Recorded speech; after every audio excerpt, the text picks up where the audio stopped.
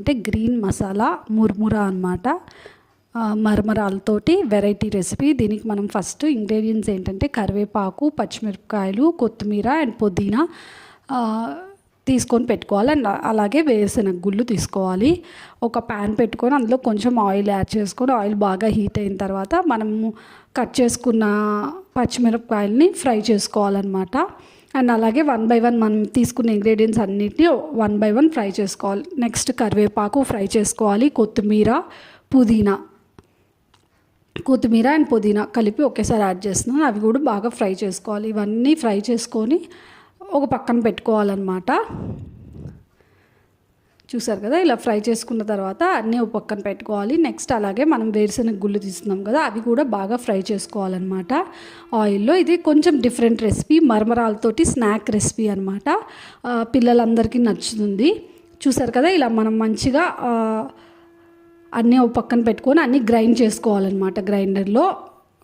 అంతే, ఒక పేస్ట్ లాగా గ్రైండ్ చేసేసుకోవాలి. నెక్స్ట్ మనం ఒక ప్యాన్ పెట్టుకొని కొంచెం ఆయిల్ యాడ్ చేసుకొని అందులో కొంచెం పసుపు యాడ్ చేసుకోవాలి. యాడ్ చేసుకున్న తర్వాత నెక్స్ట్ మనం ఈ గ్రీన్ పేస్ట్ ఉంది కదా, గ్రైండ్ చేసుకున్న పేస్ట్, కరివేపాకు, పచ్చిమిరపకాయలు, పుదీనా అండ్ అలాగే కొత్తిమీర, ఆ పేస్ట్ యాడ్ చేసుకుని కొంచెం ఆయిల్లో ఫ్రై అవ్వనివ్వాలి.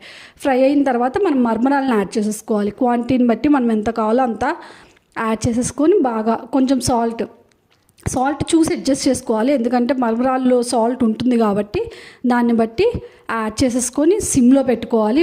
మాడకూడదు. ఆ గ్రీన్ పేస్ట్ అంతా దీనికి పట్టాలన్నమాట. మనకు కావాలనుకుంటే కారము, చాట్ మసాలా అన్నీ యాడ్ చేసుకోవచ్చు. నేను యాడ్ చేయలేదు ఇక్కడ.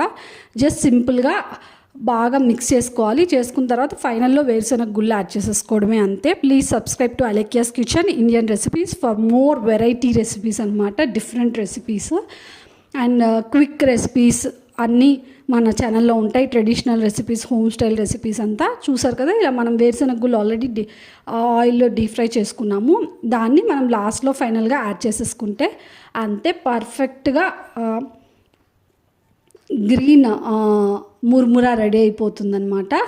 వెరీ టేస్టీ అండ్ చాలా బాగుంటుంది, పిల్లలకి నచ్చుతుంది. పుదీనా ఫ్లేవర్ అంతా మనకు కొంచెం తగులుతూ ఉంటుందన్నమాట. అన్నీ కొంచెం కొంచెమే యాడ్ చేసుకోవాలి. మరీ ఎక్కువ ఫ్లేవర్ యాడ్ చేసేసుకుంటే హార్డ్గా అయిపోతుంది అనమాట. టేస్ట్ అంటే ఎక్కువ ఫ్లేవర్ వచ్చేస్తుంది మనకి. సో అలా కాకుండా కొంచెం ఫ్రై చేసుకోవాలి. మంచిగా క్రిస్పీగా అవుతాయి అన్నమాట మరమరాలు. ఎక్కువ మాడనివ్వకూడదు, సిమ్లో పెట్టి ఫ్రై చేసుకోవాలి, అంతే. చూసారు కదా, రెడీ అయిపోయింది. Thank you so much for watching. Bye bye, see you soon.